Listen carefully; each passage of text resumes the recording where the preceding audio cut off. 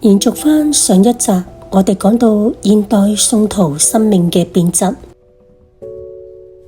如果我哋嘅生命係一件商品，咁喺神嘅眼中，究竟我哋嘅價值係有幾多呢？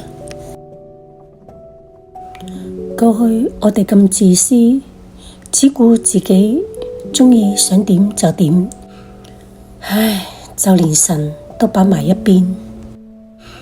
講真，咁樣嘅我哋根本上就唔值得被愛。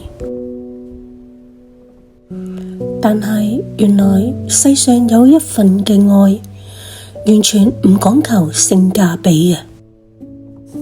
羅馬書5章8節，唯有基督在我們還作罪人的時候為我們死，神的愛就在此顯明了。喺一個凡事講求等價交換嘅世界，神就做咗一件最唔划算嘅事，佢將佢個仔條命去換我哋呢個變咗質、充滿慾望嘅生命。面對呢一份無價嘅救贖，你仲打算繼續過嗰種分裂嘅生活嗎？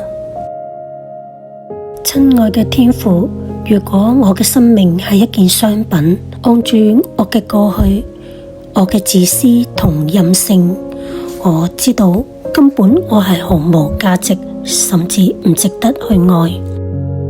我曾經只顧自己，鍾意想點就點，甚至將你放埋一邊。主啊，如果用人嘅標準，我根本上就唔值得被愛。但係你就用唔同嘅方式去愛我，接納我。喺我仲係罪人嘅時候，你已經為我預備救贖。喺我最唔配得嘅時候，耶穌，你已經為我走上十字架。呢份愛唔講條件，唔講回報，甚至喺人眼中一啲都唔划算。但正正因為咁，我先知道，原來喺你眼中，我唔係廉價嘅，而係被你用生命看為無價。天父啊，求你赦免我過去嗰種分裂嘅生命，口裏面稱你為主，但生命卻以自己為中心。